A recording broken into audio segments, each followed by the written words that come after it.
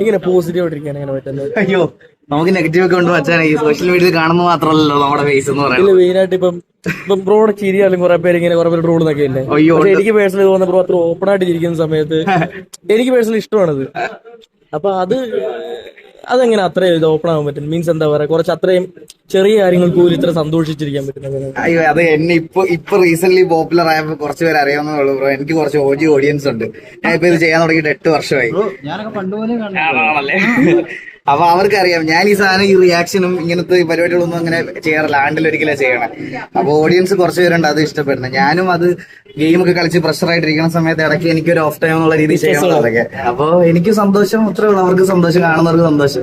നമ്മൾ ഈ കമന്റിൽ ഇരുന്ന് പറയുന്ന ആൾക്കാരെ മൈൻഡ് ചെയ്ത് ജീവിക്കേണ്ട ആവശ്യമില്ലല്ലോ. നമുക്ക് സന്തോഷമുള്ള കാര്യങ്ങൾ ചെയ്യാൻ അത്രേ ഉള്ളൂ. അതാ പറയാ, അത് നോട്ട് ചെയ്ത ചെറിയ കാര്യങ്ങൾക്ക് വരെ ബ്രോ അത്രയും ഇഷ്ടപ്പെടുന്നു. നല്ല രീതിയിലാണ് അത് അവതരിപ്പിക്കുന്നത്.